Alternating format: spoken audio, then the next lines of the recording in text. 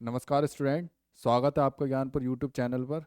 जैसे कि हम अपनी मैथ की श्रृंखला में नंबर सिस्टम को लेकर चल रहे हैं, तो नंबर सिस्टम की हमारी एक और नेक्स्ट वीडियो आज अपलोड होने वाली है। तो हम इसमें देखेंगे नंबर सिस्टम के कुछ महत्वपूर्ण सवाल जो जो एग्ज़ाम में बहुत बार रिपीट होते हैं। तो आज हम इस टॉपिक को लेकर चलते हैं जिसमें हमारा मिसक्लीनियस का टॉपिक, जिसमें हम विविध को कवर कर रहे हैं। तो आज देखते हैं इसके प्रश्नों को। देखिए, प्रश्न लिखा है हमारे पास। पहला प्रश्न है, छह हमारे प्रश्न हो चुके थे। नेक्स्ट प्रश्न से स्टार्ट करेंगे हम। प्रश्न है, एक व्यक्ति के तीन बेटे, दो बेटियां तथा एक पत्नी है। उन्होंने 19,000 रुपये की एक राशि को आपस में इस प्रकार बांटा जाता है कि प्रत्येक बेटी को प्रत्येक बेटे से 1.5 गुना राशि मिले तथा उसकी पत्नी को प्रत्येक बेटे से 600 रुपये कम मिले। तीनों बेटे को मिलने वाली कुल राशि क्या है? देखिए, हम इस पे ध्यान देंगे। इसने बोला है कि एक व्यक्ति के तीन बेटे,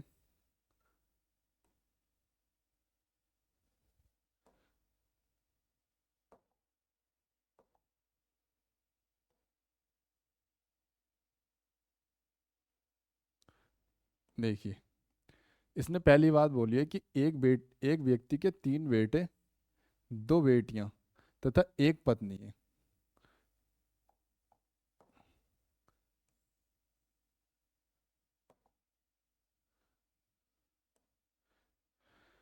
हमें क्या करना है? देखिए, इसने बाद में बोला है कि 19,000 रुपये की एक राशि को आपस में इस प्रकार बांटा जाता है कि प्रत्येक बेटी को प्रत्येक बेटे से, यहाँ पे ध्यान दीजिए, किसने बोला कि प्रत्येक बेटी को प्रत्येक बेटे से 1.5 गुना राशि मिले तथा उसकी पत्नी को प्रत्येक बेटे से 600 रुपये कम मिले।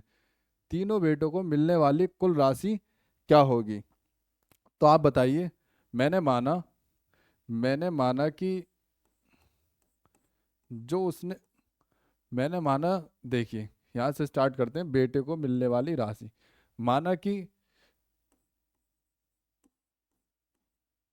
बेटे की राशि बेटे की राशि एक्स है। मैंने मान लिया कि जो उसके बेटे को जो राशि मिल रही है वो कितनी है? X रुपए है। तो आप बताइए, इसने फिर बोला है कि उसकी बेटी को उसकी बेटी को उसके बेटे से कितने गुना अधिक मिलते हैं? 1.5 गुना।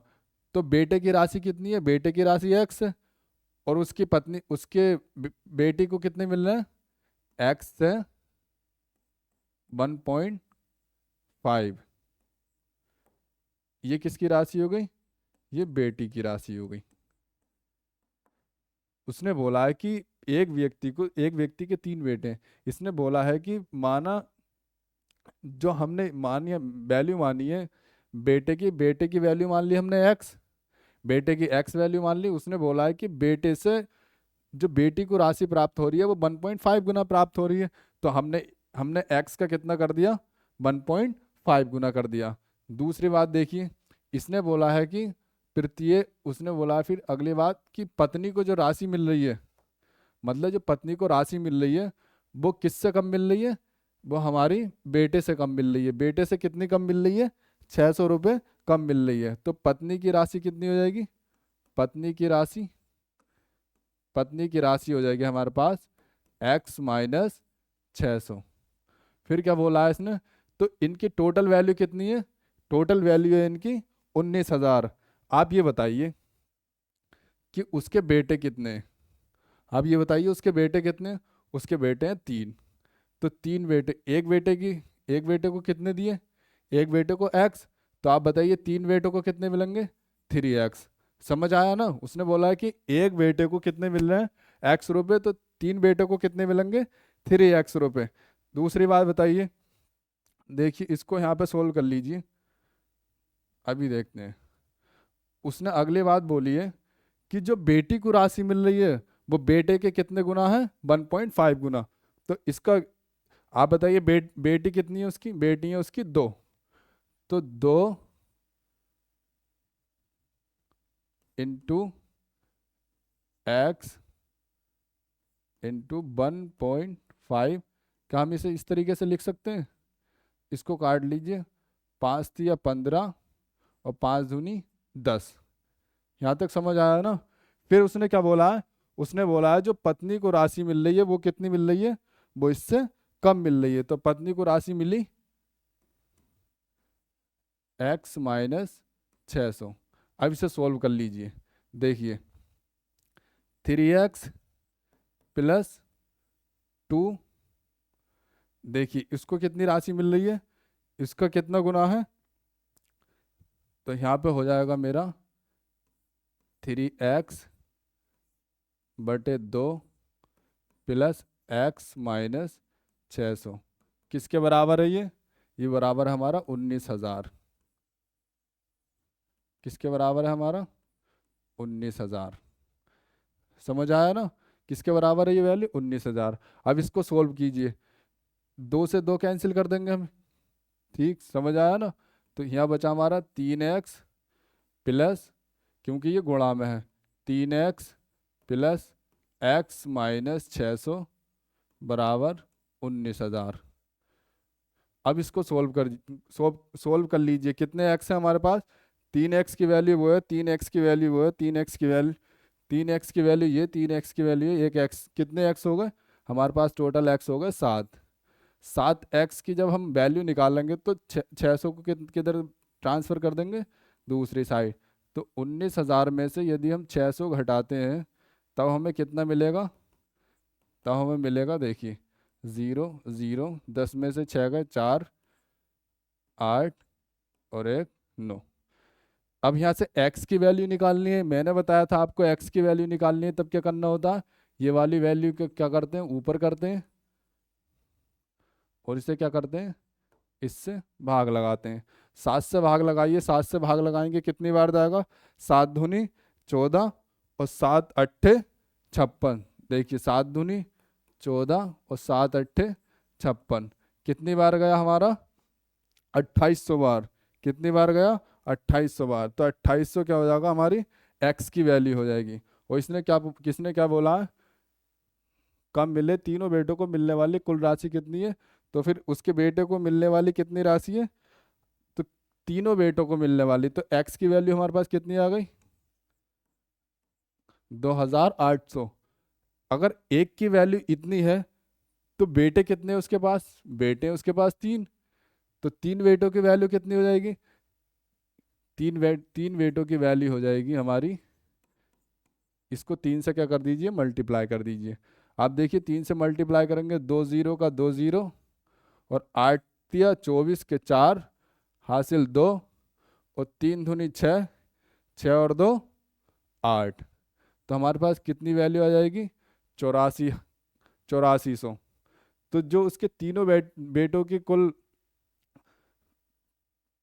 कितने पैसे मिले? 8400 रुपये। एक की वैल्यू x और 3 की वैल्यू 8,400। तो 8,400 किस में है हमारा? 8,400 हमारा ऑप्शन है डी। तो डी क्या हो जाएगा इसका? राइट आंसर हो जाएगा। देखिए इसने क्या बोला था प्रश्न में? इसने प्रश्न में बोला था, देखिए दोबारा समझ लीजिए।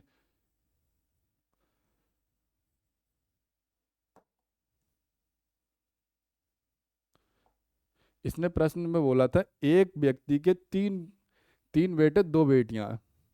फिर उसने अगली बात बोली, एक पत्नी है, कितने टोटल मेंबर कितने? 3 बेटियां, 2 बेटे 5 और एक पत्नी, कितने? 7।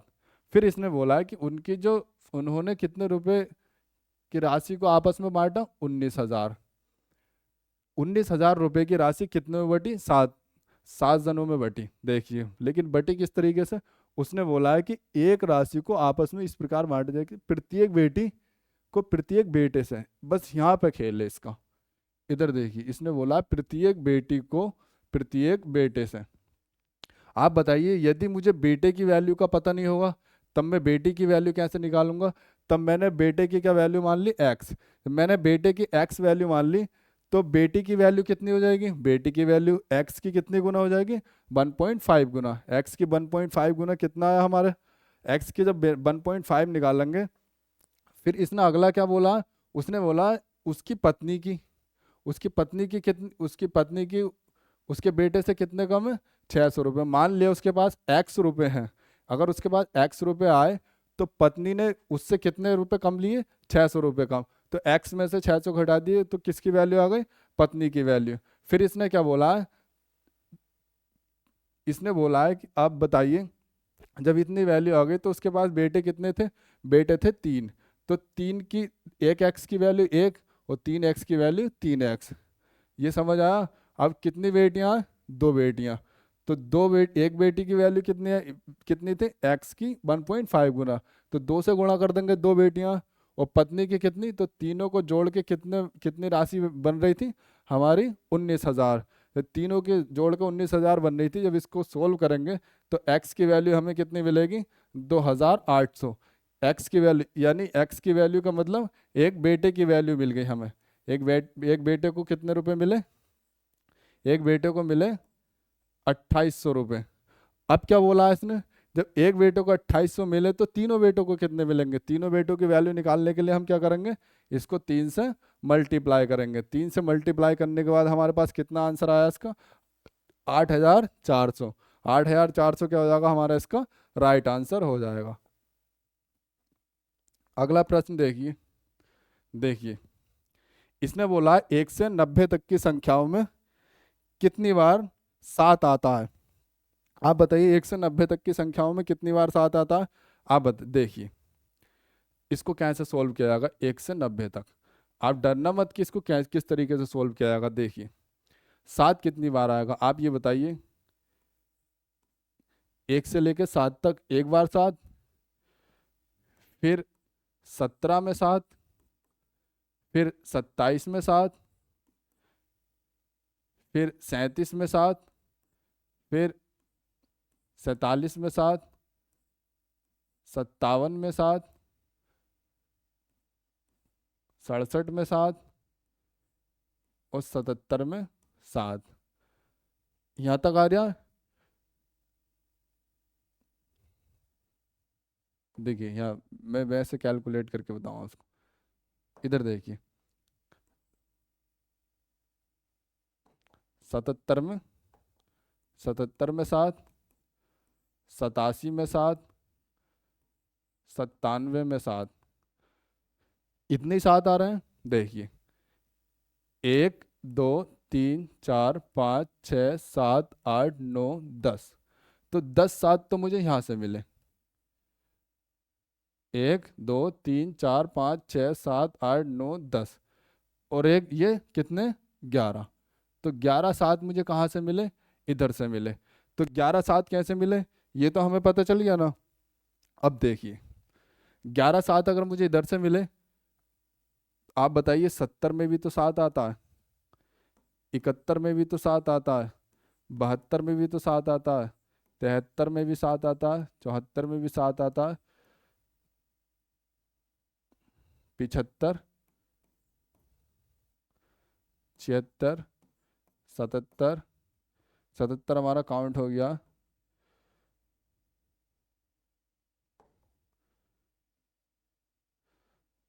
78, 79। अब बताइए कितने 7 हैं? 1 2 3 4 5 6 7 8 9 10 11 12 13 14 15 16 17 18 19 20। तो 7 कितने हैं हमारे पास यहाँ पे? 19 बार तो यहाँ से आ रहा है हमारे पास। कुछ छूटा है क्या? देखिए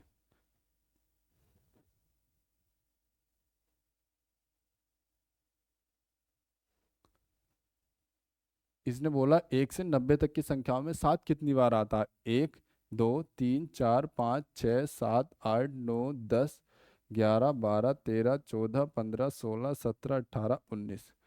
तो 19 7 हमें कहाँ से मिले? 19 7 किस तरीके से आए? ये हमने देखा कि एक तो 7 7 में आता है, क्योंकि 1 से लेकर 7 तक की संख्याओं को काउंट किया जाएगा तो कितनी बार आएगा? 7 बार आएगा। तो हमारे पास टोटल कितनी बार आ रहा है? टोटल आ रहा है हमारे पास 19 बार 7। आप ये बताइए दो सात एक साथ और कब आ रहा है? एक साथ तब आ रहा है जब संख्या हमारे क्या हो रही है? 2 बार काउंट हो रही है।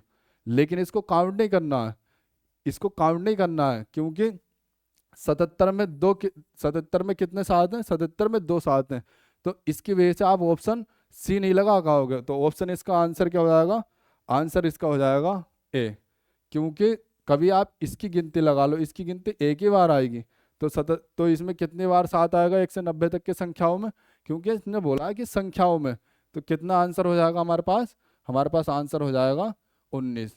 कभी आप इसकी वजह से कितना कर दो 20, तो 20 आंसर नहीं होगा। इसका राइट आंसर क्या हो जाएगा, राइट आंसर इसका हो जाएगा ए। हमने कैसे देखा कि 1 से 90 तक की संख्याओं में कितनी बार सात आता है, तो हमें पता है 1 से लेकर 7 तक में कितनी, 7, 17, 27, 37, 47, 57, 67, 77। आप इसको डबल काउंट नहीं करोगे, तो यहाँ से काउंट 1 2 3 4 5 6 7 8 9 10 11 12 13 14 15 16 17 18 19। तो कितनी बार सात आ रहा, 19 बार। तो 19 क्या हो जाएगा हमारा इसका राइट आंसर। अगला देखिए, इसने दिया 200 से 300 के बीच कितनी संख्याएं जो एक पूर्ण घन है। देखिए बहुत अच्छा सवाल है, और एसएससी में कई बार ये आया है, बहुत बार ये सवाल पूछा गया है। लेकिन इसको सोल्व करने का तरीका, अब इसकी लैंग्वेज को समझने की कोशिश कीजिए। इसने ये बोला कि 200 से 300 के बीच कितनी संख्याएं हैं जो क्या है, पूर्ण घन है, पूर्ण घन है। आप ये एक बात बताइए, मैंने बोला 5 का घन कितना होता है, 5 पंजे 25, 25 पंजे 125। ठीक, 5 पंजे 25, 25 पंजे कितने होते हैं 125। आप 6 का घन बताइए, 6 छंग 36, 36 छंग कितने होते हैं 216। तो 36 छंग कितने हो गए 216। 7 का देखिए, 7 का घन कितना होता है 343।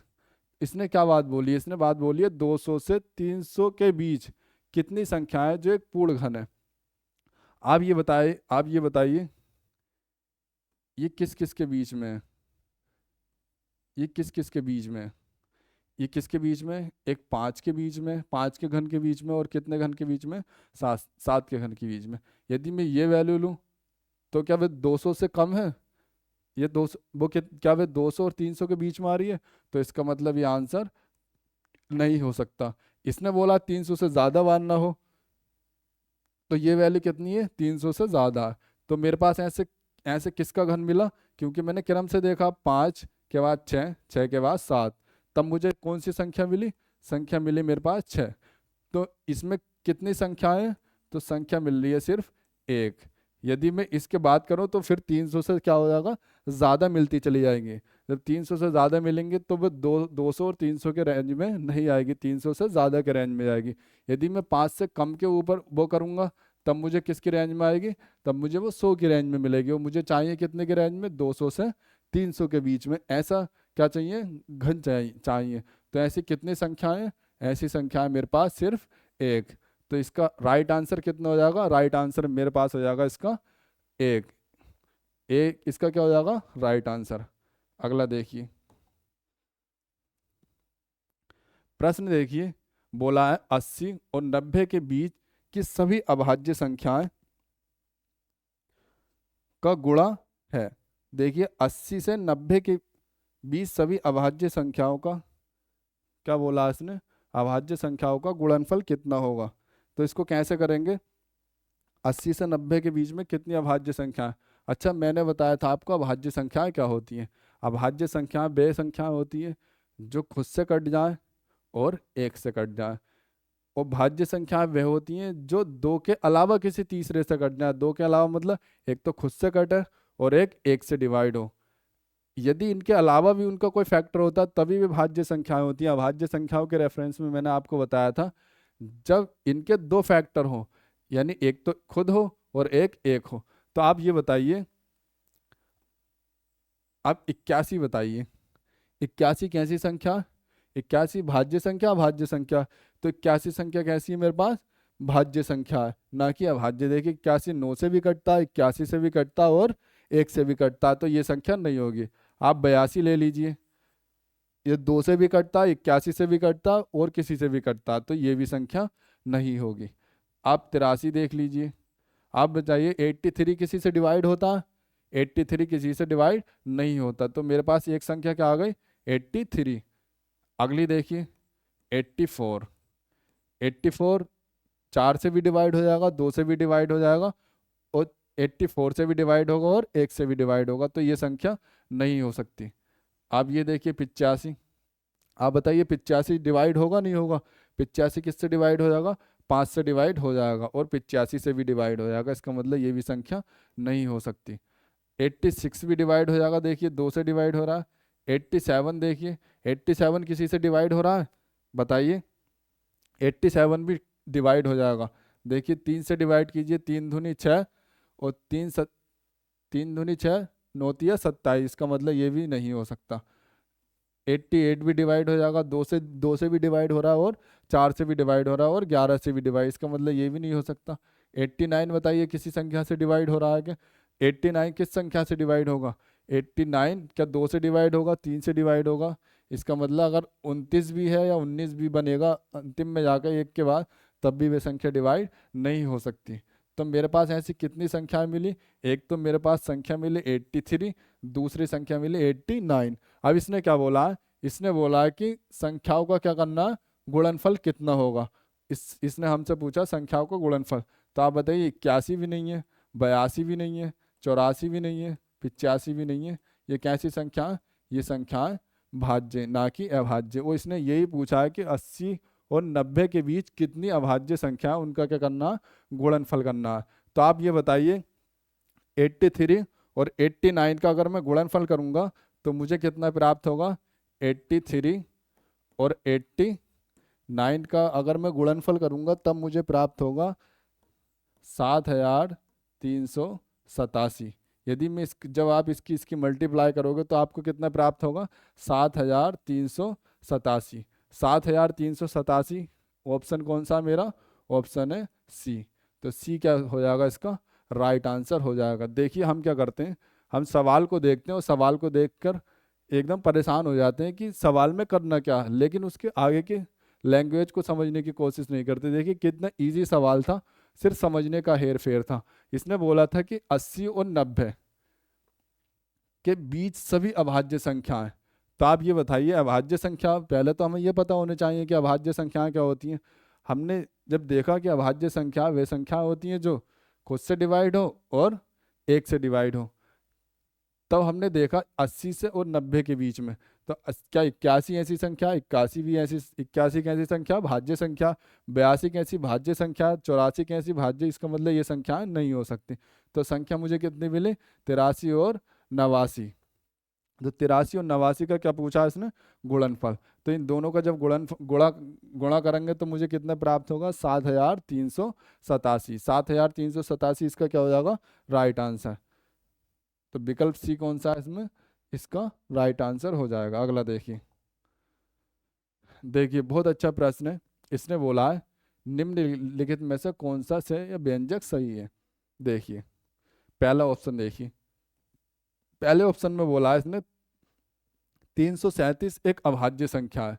देखिए 337 कैसी संख्या? अभाज्य। अभाज्य संख्या क्या होती है? मैंने आपको हमारी प्लेलिस्ट में आप पढ़ लीजिए, पहली क्लास में हमने सारा कुछ समझाया आपको कि भाज्य संख्याएं क्या होती हैं, सम संख्याएं क्या होती है, अभाज्य संख्या क्या होती है, भाज्य संख्या क्या होती है, विषम संख्या, सम संख्या।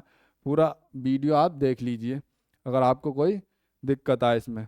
तो देखिए मैंने क्लास में ही बता चुका हूँ कई बार कि भाज्य संख्या क्या होती है, अभाज्य संख्या।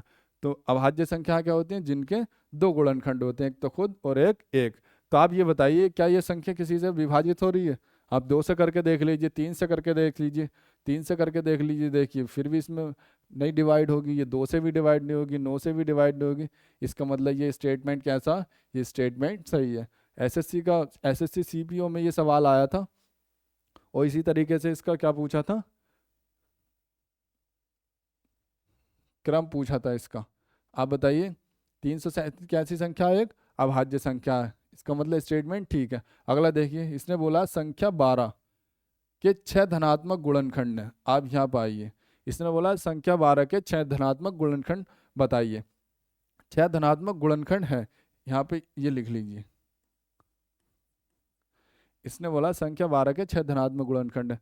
तो आप बताइए संख्या 12 के 6 धनात्मक गुणनखंड है या नहीं है? अगर होंगे तब ये राइट हो जाएगा, अगर नहीं होंगे तब ये रॉन्ग हो जाएगा। देखिए 6 12 के रेफरेंस में देखेंगे हम। तो आप बताइए 12,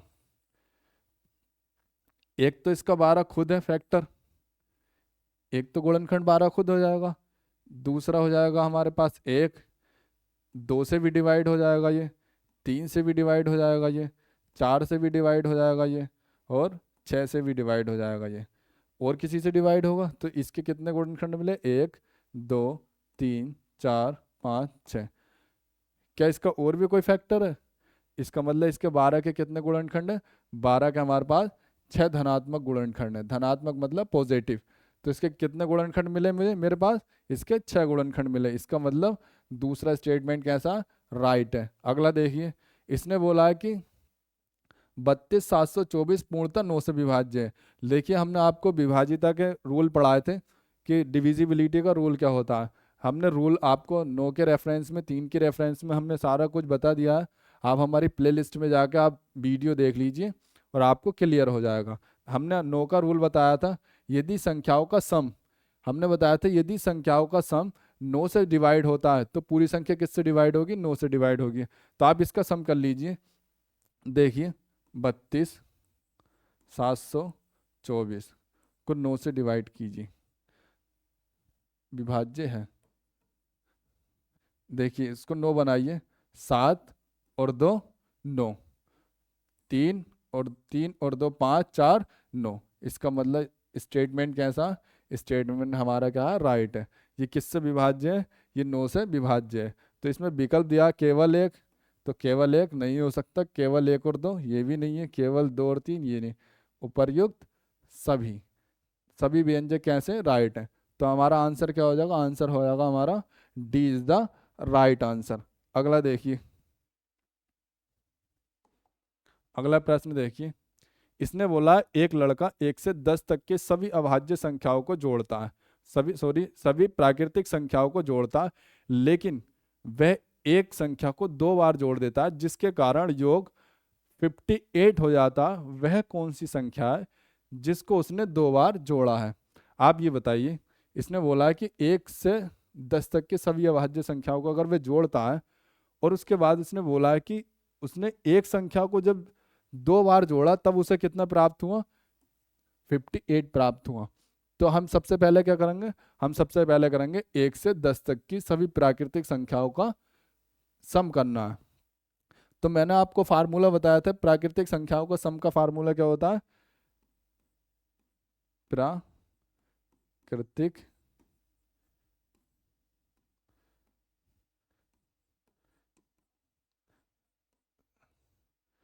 संख्याओं के सम, फार्मूला बताया था मैंने, n इंटू एन प्लस 1/2। तो मेरे पास कितनी संख्या है? 1 से 10 तक की संख्या। तो n की वैल्यू कितनी है मेरे पास? n की वैल्यू है मेरे पास 10। तो 10 इंटू 11/2 कितनी बार गया? कितने मिले मुझे? 55। तो इसने यही बोला कि एक लड़का 1 से 10 तक की सभी अभाज्य संख्याओं को जोड़ता है। जब मैंने 1 से 10 तक की सभी अभाज्य संख्याओं को जोड़ा तो मुझे सभी प्राकृतिक संख्याओं को जोड़ा, कितना प्राप्त हुआ? मुझे प्राप्त हुआ 55। लेकिन दूसरी बात देखिए, इसने बोला कि वह एक संख्या को 2 बार जोड़ देता है। जब वह एक संख्या को 2 बार जोड़ता है तब उसे कितना प्राप्त होता? तब उसे प्राप्त होता है 58। तो इसने पूछा है कि वह कौन सी संख्या है जो 2 बार जोड़ी है उसने, इसने ये बोला है। तो आप ये बताइए मुझे 1 से 10 तक की जब संख्याएं जोड़ी तब मुझे कितना प्राप्त हुआ? मुझे प्राप्त हुआ 55। मुझे 55 प्राप्त हुआ। लेकिन जब इसने एक संख्या को 2 बार जोड़ा तो कितना प्राप्त हुआ? 58। तो सीधा सीधा 58 में से आप ये माइनस कर दीजिए जो मेरे पास एक्चुअल वैल्यू थी। इसे इसमें से माइनस करा, कितना मिला मुझे? 5 में से 58 में से 55 का कितना मिला? 3। तो 3 हमारा क्या हो जाएगा इसका? Right answer. देखिए बहुत खूबसूरत सवाल था और बहुत बार आया भी है ये, और आगे भी इसके आने के चांस है। किसी भी एग्जाम में आ सकता है, एसएससी के किसी भी एग्जाम में आ सकता है, या फिर इस तरीके के सवाल हमें रीजनिंग में भी देखने मिलते हैं कभी कभी। अगला देखिए, सेम सवाल है, सिर्फ समझने का हेर फेर है।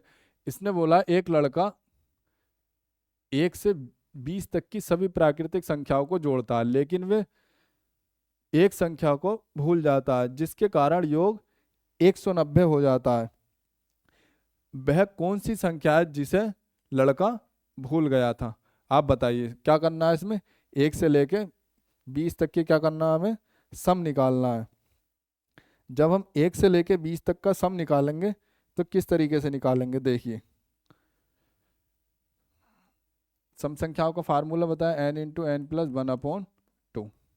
तो क्या करना है हमें, 20, टोटल संख्या कितनी है 20, और वो संख्या कितनी है हमारे पास, एक जोड़ेंगे तो 21। इसे डिवाइड कीजिए, कितनी बार जाएगा, 10 बार। कितना वैल्यू आ गई, 210। 210 कौन सी संख्या है जब वे 1 से लेके 20 तक का सम कर रहा है। लेकिन उसने क्या कहा, उसने उसने क्या करा कि वह एक संख्या को जोड़ना भूल जाता है। इसका मतलब क्या है, इसका मतलब है ये जो वैल्यू है मेरी 1 से लेके 20 तक की है, लेकिन उसने क्या करा, उसने 1 से लेके 19 तक। जब एक संख्या भूलेगा इसका मतलब 19 तक को जोड़ा है उसने। जब 1 से 19 तक संख्याएं जोड़ी तब उसे कितना मिला, उसे मिला 190। हमारे अनुसार 210, उसके अनुसार 190। कितने का डिफरेंस है इन दोनों में, इन दोनों में देखिए कितने का डिफरेंस है, 0। 9, 9 में 11 में से 9 गए 2, कितने का डिफरेंस आया, 20 का। तो 20 क्या हो जाएगा हमारा इसका राइट आंसर। आप समझिए प्रश्न में क्या कहने की कोशिश की है। इसने बोला कि एक लड़का 1 से 20 तक की सभी प्राकृतिक संख्याओं को जोड़ता। हमें पता है प्राकृतिक संख्याओं को जोड़ने का क्या फार्मूला होता है, फार्मूला होता है n×n+1/2। ठीक है, इसने फिर बोला है कि वह एक संख्या को जोड़ना भूल जाता है। जब वह एक संख्या को जोड़ना भूल गया, इसका मतलब उसने कितनी संख्याएं जोड़ी, उसने संख्या कितनी संख्याओं का सम किया, उसने 19 संख्याओं का सम किया। जब उसने 19 संख्याओं का सम किया तब उसे वैल्यू कितनी मिली, 190। हमें क्या करना है कि जो वो वाली संख्या जो वो भूल गया था, उस संख्या को निकालने के लिए क्या करना होगा, इस वाली संख्या में से इसको माइनस करना होगा। जब मैं इसको माइनस करूंगा तो वो कौन सी संख्या थी, वो संख्या थी 20। तो 20 क्या हो जाएगा इसका राइट आंसर। अगला देखिए, देखिए बहुत अच्छा सवाल है ये। इसने बोला है कि निम्नलिखित समीकरण, समीकरण है 5e9 258 3g7 किसके बराबर है, 11 14 में f का अधिकतम मान क्या है। इसने ये बोला f का अधिकतम मान क्या है। यहाँ ई एफ जी किसी भी अंक के लिए है। इसने बोला है कि ई का मान, एफ का मान और जी का मान कुछ भी हो सकता है। इसका मतलब 0 1 से लेके 9 तक कुछ भी हो सकता है। लेकिन इसने बोला है कि एफ का अधिकतम मान क्या होगा। तो आप बताइए इसको कैसे सोल्व करेंगे। मेरे पास वैल्यू है 5e9 plus 2f8 plus 3g7 बराबर कितना, 1114। देखिए, तो हम सबसे छोटी वैल्यू रख के देख लेते हैं सबसे पहले। तो मैंने ई की वैल्यू को 0 माना और जी की वैल्यू को भी 0 माना। मैं 0 से देखता हूँ। तो आप ये बताइए, यदि मैं ए की वैल्यू को 0, ई की वैल्यू को 0 मानूंगा तब ये मुझे कितना प्राप्त होगा, 509 बनेगा। प्लस 258 प्लस जी की वैल्यू को क्या माना, 0। तो ये मुझे मिलेगा 307 बराबर कितना हो जाएगा, 1114। आप ये बताइए इन दोनों को जोड़ लिया जाए। इन दोनों को जोड़ेंगे तो 9 और 7 16, 16 का मुझे मिलेगा 6, 16 हो जाएगा, 5 3 8 हो जाएगा। तो कितना मिला, 816। 816 प्लस 2f8 बराबर कितना 1114। आप ये बताइए अब क्या करना है? ये वैल्यू इधर लेके जाएंगे, किसकी हो जाएगी? माइनस की। तो 2F8 is equal to 114 minus 816। यदि मैं इसे घटाऊंगा तब मुझे कितना प्राप्त होगा? 2। आप ये बताइए यदि मैं 14 में से 6 घटाऊंगा कितना मिलेगा? 8। 8 से 14। यदि मैं यहाँ पे मेरे पास कितना बचा? 0। यदि मैं 10 में से 1 घटाऊंगा कितना मिला मुझे? 9। यहाँ पे कितना बचा मेरे पास? 10। यदि 10 में से 8 घटाऊंगा मुझे कितना मिलेगा? 2। तो आप ये बताइए, क्या ये और ये मुझे सेम दिख रहा है? इसका मतलब इसकी वैल्यू थोड़ी सेम है। यदि मैं f का मान, इसने बोला है कि अगर मैं f का मान 1 मान लूं तब मुझे कितना प्राप्त होगा? 218, जो कि 298 के बराबर नहीं है। और इसने यही बोला है कि f का अधिकतम मान, तो f का अधिकतम मान क्या हो सकता है? f का अधिकतम मान हो सकता है 9। f का अधिकतम मान क्या हो सकता है? 9। यदि मैं f का मान 9 मान लूँ तो 298 बराबर कितने का हो जाएगा? 298। तो मेरे पास आंसर क्या हो जाएगा इसका? आंसर हो जाएगा सी। तो सी क्या हो जाएगा इसका? Right answer. क्योंकि इसने बोला था 59, इसने ये बोला था कि यहाँ E F G किसी भी अंक है, इसका मतलब इसका कोई भी अंक माना जा सकता है। तो यदि हमने E की वैल्यू को 0 माना और F की वैल्यू को 0 माना तो हमने इसको सोल्व किया। सोल्व करने के पश्चात हमने देखा कि F की अधिकतम वैल्यू कितनी आ रही है? F की अधिकतम वैल्यू 9। तो 9 क्या हो जाएगा इसका? Right answer. तो ऑप्शन सी क्या हो जाएगा इसका? Right answer. अगला प्रश्न देखिए। देखिए मोस्ट इंपोर्टेंट प्रश्न है ये, एसएससी के फेवरेट, बार बार ये एग्जाम में पूछे जाते हैं इसलिए, क्योंकि जो हम देखते हैं कि विविध के कुछ प्रश्न ऐसे आते हैं जो हमें ये पता नहीं चलता कि किस टॉपिक से आते हैं। तो हमने इसमें ज़्यादा से ज़्यादा प्रश्नों को कवर करने की कोशिश की है ताकि आप इन्हें आसानी से सॉल्व कर सकें, क्योंकि ये किसी भी एग्ज़ाम में आ सकते हैं। अगला प्रश्न देखिए। देखिए प्रश्न, इसने बोला मेरे पास एक गोलियां हैं, मेरे पास गोलियां हैं। इस तरीके से देखिए, मेरे बड़े भाई के पास मेरे से 3 गोलियां अधिक हैं, जब मेरे छोटे भाई के पास मेरे से 3 गोलियां कम, इसने बोला है मेरे से 3 कम गोलियां यदि गोलियों की कुल, इसने बोला मेरे बड़े भाई के पास मेरे छोटे भाई के पास मेरे से 3 कम है, जो मेरे पास गोलियां उससे कितनी कम है? 3 कम है। यदि गोलियों की कुल संख्या कितनी है? 15 है, तो मेरे पास कितनी गोलियां हैं? तो मेरे पास कितनी गोलियां, आप देखिए। मान लिया, माना मेरे पास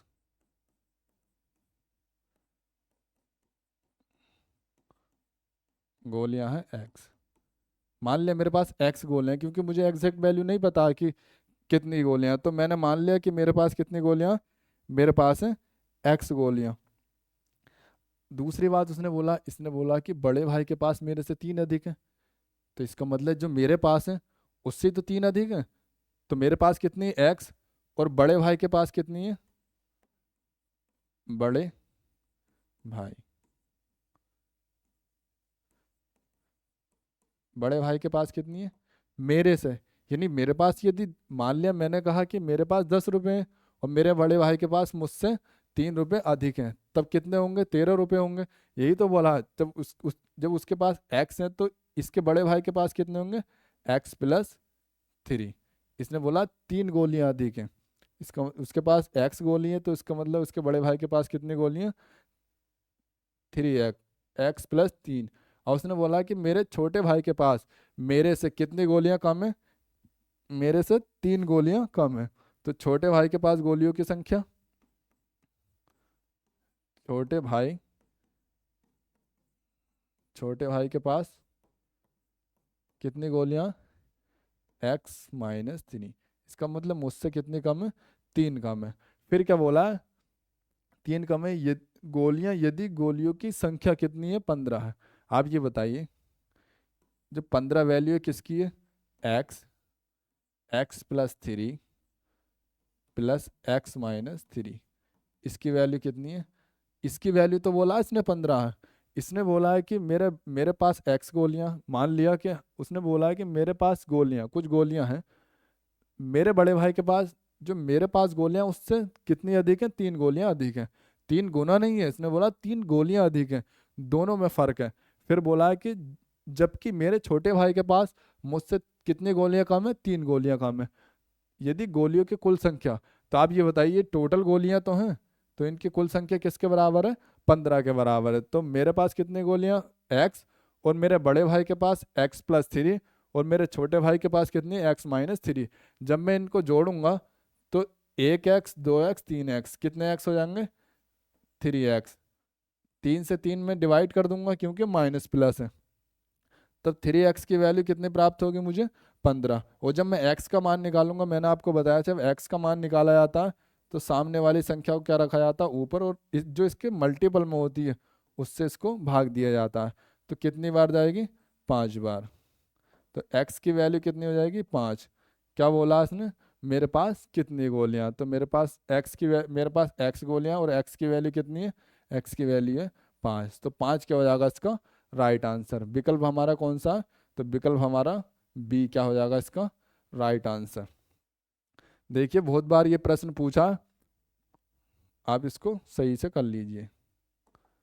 देखिए बहुत अच्छे प्रश्न आपको कराए जा रहे हैं, क्योंकि ये किसी भी एग्जाम में कभी भी बिना बताए आ जाते हैं, और इसकी वजह से हम क्या करते हैं, जो हमसे प्रश्न आए हुए भी होते हैं उनको भी कभी कभी हम इनकी वजह से भूल जाते हैं, क्योंकि इसमें टाइम ज़्यादा कंज्यूम हो जाता है। तो देखिए इसने बोला एक कार्यालय में 108 मेजें हैं, माँ कर लीजिए इसको, 108 मेजें हैं और 132 कुर्सियां हैं। उनमें यदि 1/6 मेजें,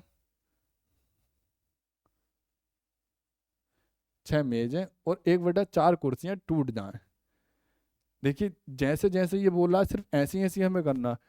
एक कार्यालय में 108 मेजें हैं और 132 कुर्सियां हैं, उनमें यदि 1/6 मेजें और 1/4 कुर्सियां टूट जाएं, उसे कार्य उसे कार्यालय में प्रत्येक को एक मेज एक कुर्सी की आवश्यकता अनुसार कितने लोग बैठ सकते हैं।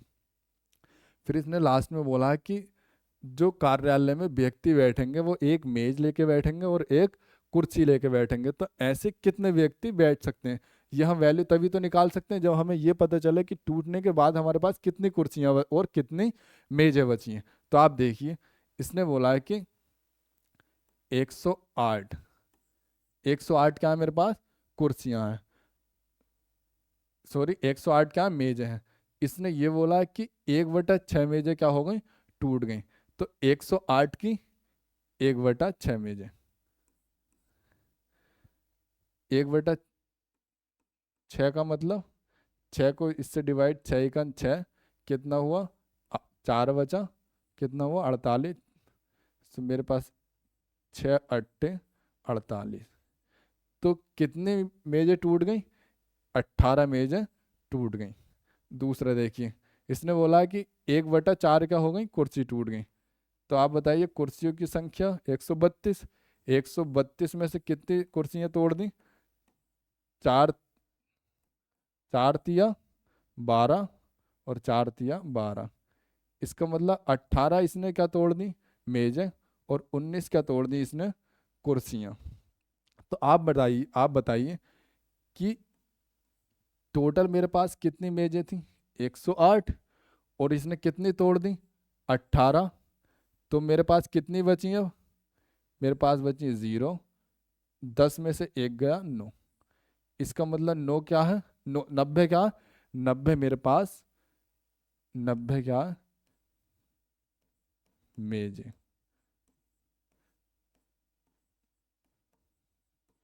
90 बची मेज। सही, समझ आया ना? अब देखिए कितनी मेजें थी? 132, कितनी तोड़ दी? 33। यदि मैं 132 में से 33 माइनस करूंगा तब मुझे कितना प्राप्त होगा? 12 में से 3 गए 9 बचा। इसमें से 12 में से 3 गए, 9 बचा। तब 99 क्या होगा, बची कुर्सियां। देखिए जैसे जैसे इसने बोला ऐसी ऐसी हमने क्या, इसने बोला कि एक कार्यालय में 108 मेज है और 132 कुर्सियां हैं। उसने बोला कि 108 का 1/6 कुर्सियां क्या हो गई, मेजें क्या हो गई, टूट गई। तो कितनी कुर्सी, 108 का 1/6 कितना होता, 18। इसका मतलब 18 कुर्सियां क्या हो गई, तोड़ दी। 18 कुर्सियां तोड़ दी तो बची कितनी कुर्सियां, 108 में से 18 क्या कर देंगे, टूटी हुई कुर्सियों को माइनस कर देंगे तो हमारे पास क्या बचेंगी, सही वाली कुर्सी। तो सही कुर्सी कितनी है हमारी, 90। अब बताइए 132 का, 132 का 4 गुना कितना होता है, 33। तो 33 क्या कर दी उसने, कुर्सियां तोड़ दी, 33 कुर्सियां तोड़ दी। वो टोटल थी कितनी, 132। जब मैं 132 में टूटी हुई कुर्सी घटाऊंगा तब मेरे पास क्या बचेंगे, सही कुर्सी। इसका मतलब अब इसने बोला है कि जो कार्यालय के कार्यकर्ता हैं उनको बैठने के लिए कितने लोग कार्य कर सकते हैं, जितने लोग कार्य करेंगे उनके अनुसार क्या होना चाहिए, एक कुर्सी और एक मेज। आप ये बताइए, यदि मैं इसको 90 मान लूं, मैंने बोला कि 99 व्यक्ति काम कर सकते हैं। तो आप ये बताइए अगर 99 व्यक्ति काम करेंगे तो 99 तो उन्हें किसकी ज़रूरत पड़ेगी, कुर्सी की, और 99 किसकी ज़रूरत पड़ेगी, मेज की। इसका मतलब 99 हमारी नहीं हो सकती। यदि मैं 90 90 मान लूँ तो 90 तो मेरे पास क्या है, मेजें हैं। और 90 ही यदि मैं कुर्सियां लगा दूं तब मेरे पास कितने संख्या हो जाएगी, तो संख्या हो जाएगी मेरे पास 90। तो 90 क्या हो जाएगा इसका राइट आंसर। यदि मैं 99 मानता हूँ तब मैं 99 क्या मेरे पास मेज की कमी पड़ेगी। तो मेरे पास आंसर क्या हो जाएगा इसका, 90। तो 90 क्या हो जाएगा इसका राइट आंसर, क्योंकि कितनी मेजें हैं, 90 मेजें लगा दूंगा और 90 ही क्या लगा दूंगा कुर्सी। तो बैठ कितने लोग कार्य कर सकते हैं, कार्य कर सकते हैं इस पे, 90 लोग। तो 90 क्या हो जाएगा इसका राइट आंसर। समझ आया ना। अगला प्रश्न देखिए। देखिए प्रश्न इसने बोला है कि 71 तथा एक अज्ञात संख्या के गुणनफल में 47 जोड़कर एक नई संख्या प्राप्त की जाती है, उसे नई संख्या को 7 से विभाजित करके 98 भागफल प्राप्त होता है।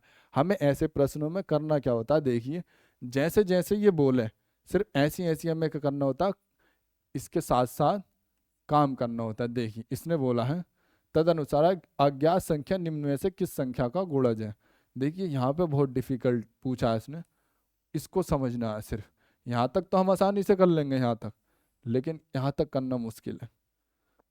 देखिए कैसे होगा। इसने बोला 71 तथा एक अज्ञात संख्या। अज्ञात संख्या के बारे में हमें नहीं पता कि कौन सी संख्या है। इसका मतलब हमें उसके बारे में कुछ नहीं पता। जब नहीं पता तो हमने उस संख्या को क्या मान लिया, हमने मान लिया अज्ञात संख्या को x। अज्ञात संख्या क्या है हमारी, x है। अज्ञात संख्या क्या है, x है। तो इसने क्या बोला, 71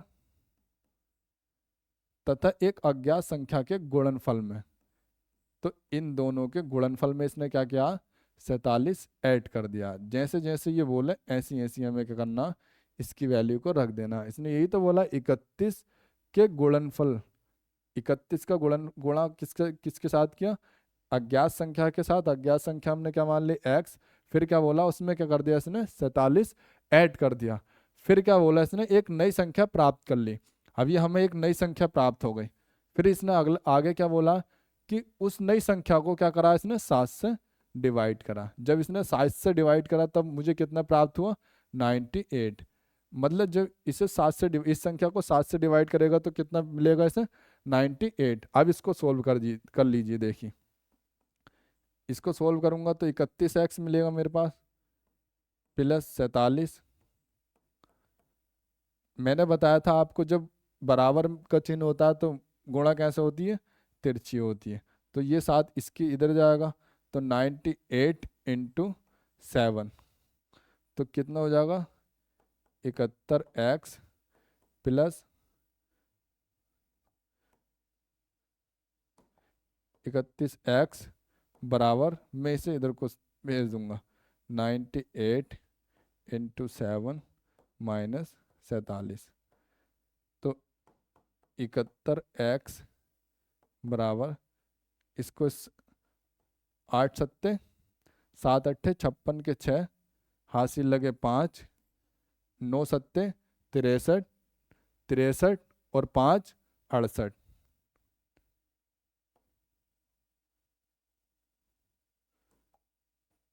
63 और 5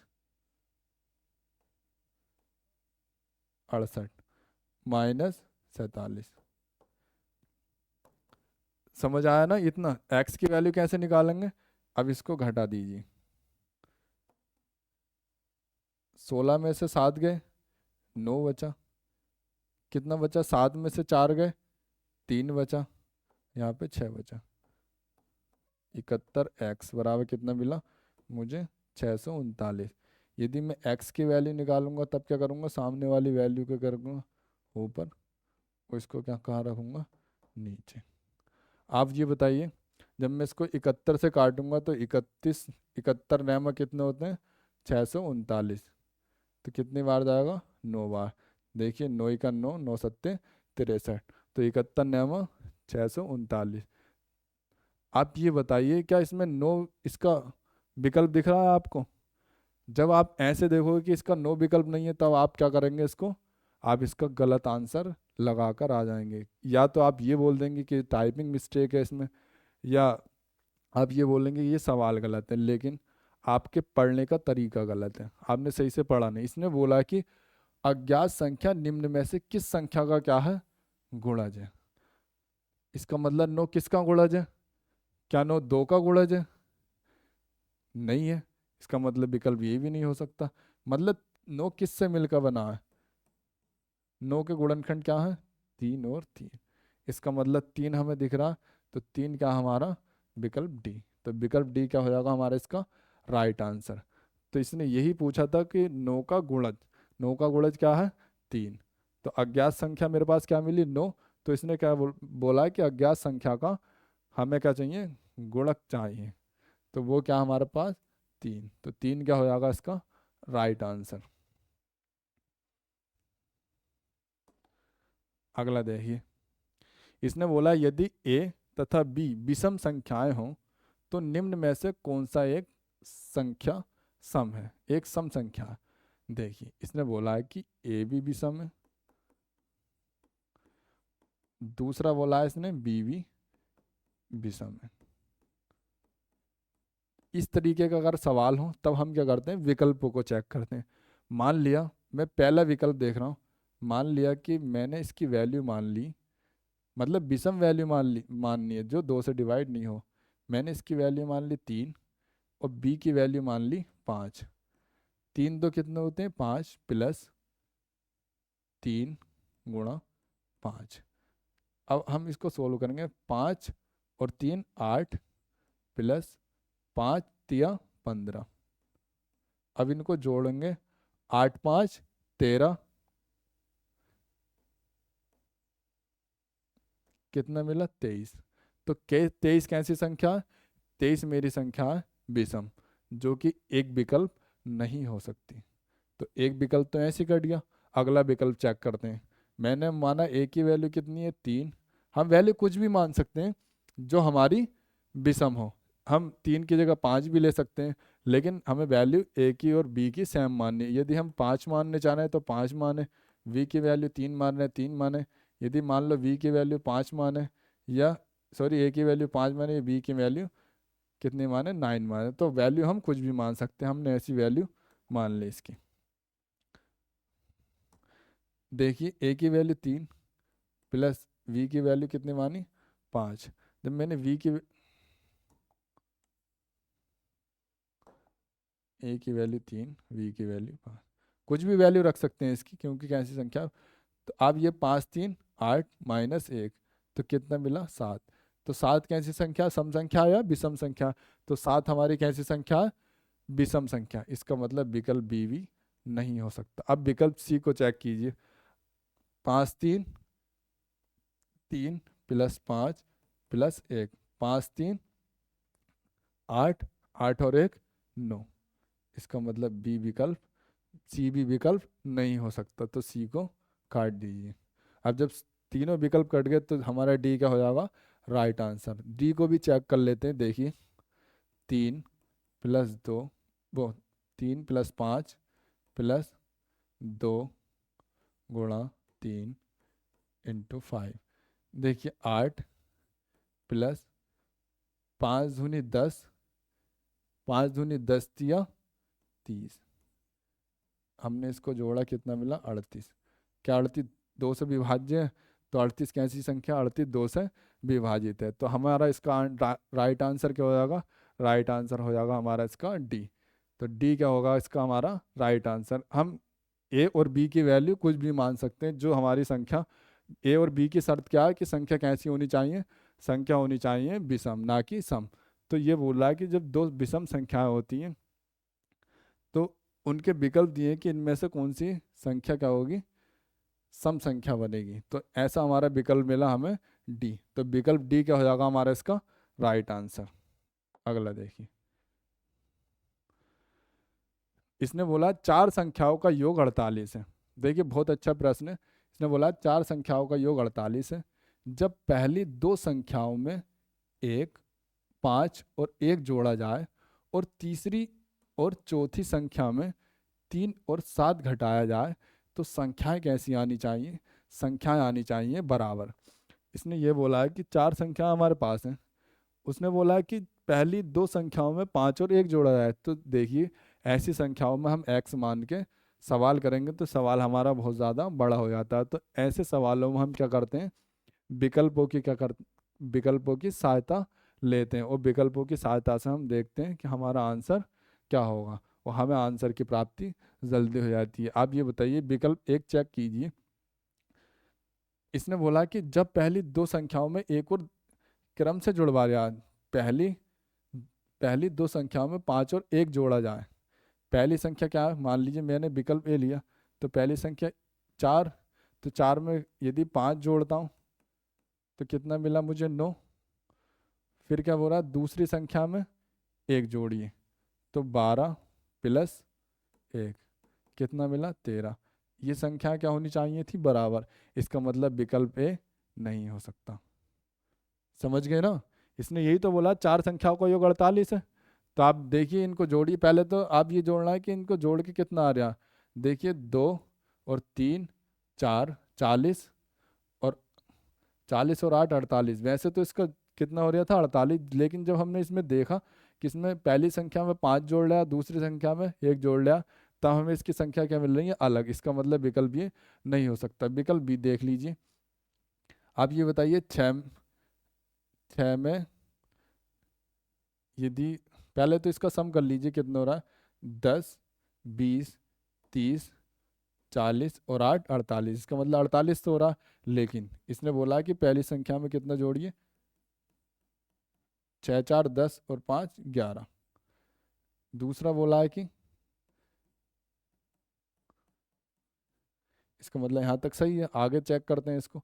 बोला तीसरी और चौथी संख्या में से 3 घटाइए, तीसरी और चौथी संख्या में से, यहाँ तक सही है। तीसरी और चौथी संख्या में से क्या घटाइए, क्रम से 3, 14 में से 3 घटाओ और 18 में से कितने घटाओ, 7 घटाओ। 14 में से 3 घटाता हूँ कितने मिलते हैं 11, 18 में 7 घटाता हूँ कितने मिलते हैं 11। इसका मतलब विकल्प हमारा बी क्या हो रहा है इसका आंसर। लेकिन अगला विकल्प चेक करते हैं। मान लीजिए 9 में 5 जोड़ा मैंने, 9 5 कितना होता है मेरे पास 14, और 7 + 1 कितना होता है 8। इसका मतलब ये विकल्प नहीं हो सकता। इसने बोला कि संख्या कैसी आनी चाहिए, बराबर आनी चाहिए। आप ये बताइए इस विकल्प को चेक कीजिए। पहली बात तो विकल्प चेक करने की ज़रूरत थी नहीं, मुझे आंसर की प्राप्ति हो गई थी, लेकिन फिर भी विकल्प चेक कर लीजिए। 5 और 5 कितना होता है 10, 11 + 1 12। इसका मतलब विकल्प डी नहीं हो सकता। तो विकल्प बी क्या हो गया मेरा इसमें राइट आंसर। विकल्प बी क्या हो गया मेरा इसमें राइट आंसर। अगला देखिए, देखिए बहुत अच्छा प्रश्न है। बोला इसने कोई किसान अपने n गायों के झुंड को, कितने प्रश्न रह गए, देखिए लास्ट प्रश्न है। इसने बोला कोई किसान अपने n गाय के झुंड को अपने 4 पुत्रों में इस प्रकार बंटवारा करता है ताकि पहले पुत्र को पूरे झुंड की आधी गाय, दूसरे को पूरे झुंड की 1/4 गाय, तीसरे को पूरे झुंड की 1/5 गाय तथा चौथे को 7।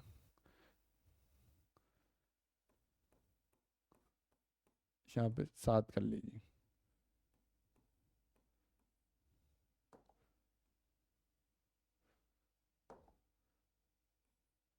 7 गाय प्राप्त होती है तो n का मान क्या होगा। देखिए इसने बोला एक किसान अपने, तो गायों की संख्या कितनी है हमारे पास, तो मैं मान लो गायों की संख्या मेरे पास n है, n गाय है, गाय क्या, n क्या, गायों की संख्या। देखिए जैसे जैसे ये बोले ऐसी ऐसी हमें करना। इसने बोला है कि अपने 4 पुत्रों में इस प्रकार बांटता है, उसके 4 पुत्र हैं। इसने बोला पहले पुत्र को पूरे झुंड की आधी गाय। तो देखिए इसने बोला है कि पहले पुत्र को, तो पहले पुत्र को पूरे झुंड में कितनी गाय है, एन, तो एन का कितना, क्या इसने आधा, ठीक। एन मतलब पहले पुत्र को पूरे झुंड की आधी गाय, तो पूरे झुंड में कितनी गाय थी, एन, तो एन का आधा, n/2। फिर बोला है कि दूसरे पुत्र को झुंड की 1/4, प्लस कर दो, दूसरे पुत्र को कितनी मिली है, एन का 1/4, सही। तीसरे पुत्र को एन का 1/5, एन का 1/5 का मतलब n/5। इस तरीके से तो लिखता मैं 1/5, तो n का मल्टीप्लाई। फिर क्या बोला इसने, फिर बोला चौथे पुत्र को कितनी गाय मिलती हैं, चौथे को मिलती हैं 7 प्लस 7, टोटल कितनी गाय है मेरे पास, n। जब मैं इसे सोल्व करूंगा तो मुझे आंसर की प्राप्ति हो जाएगी। आप बताइए इनका एलसीएम कितना होगा, 2, 5, 4 का एलसीएम कितना मिला मुझे, तो आप बताइए 20। कितनी बार जाएगा, 2 से 20 कितनी बार जाता है, 10 बार। 2 × 2 = 20 n plus 4 × 5 = 20 n plus 5 × 4 = 20 n plus 7 बराबर n। जब मैं इसको सोल्व करूंगा कितना मिलेगा, 10 और 5 15, 4 19, 19 n प्लस 7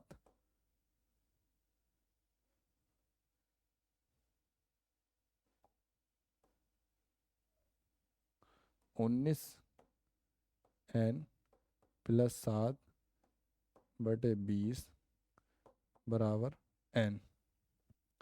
इसको क्या करना होता है हमें, यदि मैं n की इधर मल्टीप्लाई कर दूं तब मुझे क्या प्राप्त हो जाएगा, इसकी संख्या प्राप्त हो जाएगी।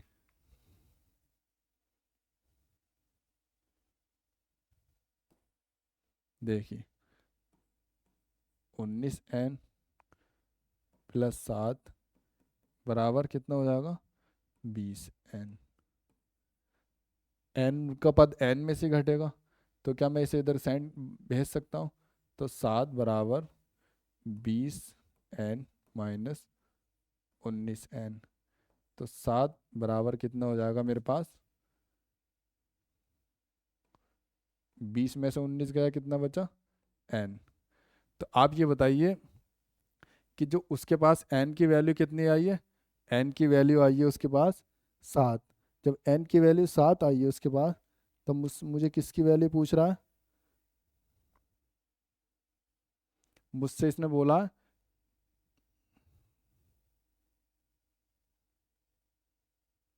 अरे इसमें कुछ यहाँ पे गड़बड़ हो, 1 मिनट रुकी, तभी तो मैं बोल रहा हूँ 7 वैल्यू की इस तरीके सारी। देखिए जब मैं यहाँ पे सोल्व करूंगा तो मुझे कितना प्राप्त होगा, यहाँ पे प्राप्त होगा मुझे n माइनस, यहाँ से इसको जोड़ना नहीं था, तो मुझे यहाँ से प्राप्त होगा, मुझे प्राप्त होगा 19 n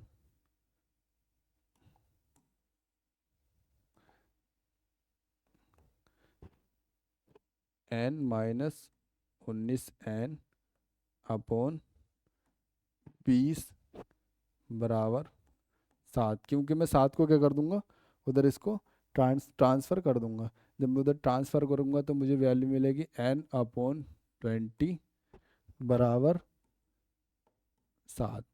जब मैं n की वैल्यू निकालूंगा तो n की वैल्यू मुझे मिलेगी 20 इंटू 7। तो n की वैल्यू क्या होगी, 7, 7 दूनी 14। तो मुझे क्या मिलेगा इसका आंसर 140। तो 140 क्या हो जाएगा, इसका राइट आंसर हो जाएगा। देखो यहाँ पर हमें क्या करना था, इसकी वैल्यू को क्या करना था, n मानना था। जब मैंने इसकी वैल्यू को n माना तो मुझे इसका सम कितना मिला, इसने बोला था कि 1/2 क्या है, 1/2 क्या है पहले को, और 1/4 कितना, मतलब 1/4 किसको मिला, दूसरे बेटे को, 1/5 किसको मिला, तीसरे बेटे को, और चौथे बेटे को कितने मिली, 7 गायें मिली। जब मैंने इसका एलसीएम लिया, एलसीएम कितना लिया, 20। जब मैंने इसका एलसीएम लिया मुझे कितने, जब इसको जोड़ा कितना मिला, 19। और 19 एन को मैंने क्या करा, जब मैंने 7 को इधर की ट्रांसफ़र किया एन की साइड, तो मुझे एन को मुझे क्या लेना था, इधर लेना था। देखिए जब मैंने इसको जोड़ा मुझे मिला 19n/20 + 7 बराबर n। आप ये बताइए, गुणा भाग n की n के साथ की जाती है, तो मैंने क्या करा, n को इधर ले लिया। जब मैं n को इधर 19n को इधर भेजूंगा तब मुझे क्या प्राप्त होगा, 7 बराबर में। तो 20 में से n गया, कितना बचा, मतलब सॉरी 20 की n से मल्टीप्लाई करा 20n, और -19n किया तो मुझे कितना मिला, 1n। तो 1n की वैल्यू कितनी मिली, तो n बराबर मुझे कितना मिला, n बराबर जब मैं n का मान निकालूंगा तो मुझे यहाँ पे मिलेगा n/20 बराबर 7। मैंने बताया जब बराबर का चिन्ह होता है तो इस तरीके से मल्टीप्लाई होती है। तो n की वैल्यू कितनी आई थी, 20 × 7, 7 दूनी 14 क्या हो जाएगा मेरे पास, इसका राइट आंसर हो जाएगा। देखिए दोबारा समझ लीजिए, अगर इसमें आपको कोई दिक्कत हो रही हो तो सीधे सीधे सवाल था, एक बार और बता देते हैं क्या करना था इसमें।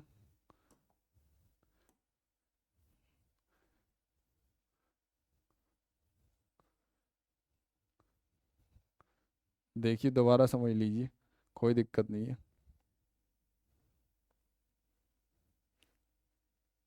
इसने बोला था कि किसी किसान के पास n गाय है, तो हमने गायों की संख्या क्या इतनी मान ली, n। n क्या है हमारे पास, गाय। फिर क्या बोला इसने, 4 बेटे हैं, 4 बेटे। इसने बोला कि पहले बेटे को कितना दिया था इसने, पहले बेटे को जो दी थी पूरी गायों का आधा, दूसरे को दिया था 1/4, तीसरे को दिया था 1/5। इसका मतलब इसके n से मल्टीप्लाई तो n/5। तीसरे को कितना दिया, चौथे को कितना दिया था, 7। हमें क्या करना था, इसके ये किसके बराबर है, n के बराबर, मतलब टोटल गायों के बराबर ही तो है, ये टोटल गायों की संख्या तो है। ये किसके बराबर है, गायों की संख्या। हमने क्या करा था, इनका एलसीएम लिया, एलसीएम क्या लिया था हमने, 20। हमने इसे किया 10 बार गया, 5 बार गया, प्लस 4 बार, 4n 5n और 10n बराबर कितना मिला हमें, 7 बराबर n। जब हमने इनको जोड़ा तो हमें मिला 19n/20 + 7 बराबर n। मैंने क्या करा कि n में 20 को इधर ले गया तो माइनस का हो गया, बराबर कितना हो गया, 7। क्योंकि मैं n वाले पद में से क्या कर सकता हूँ, n वाले पद को घटा बढ़ा सकता हूँ। तो 20 की n से करी n, और 19n इसमें से माइनस करा तो मुझे मिला है n/20 बराबर 7। जब मैं इसको इस तरीके से मल्टीप्लाई करूँगा तब मुझे कितना मिलेगा, 20 × 7, 7 दूनी 14, 140 क्या हो जाएगा मेरा इसका राइट आंसर। तो आज के लिए इतने ही प्रश्न थे, आज के लिए इतने ही प्रश्न थे, और आगे भी हमारी ये श्रृंखला जारी रहेगी।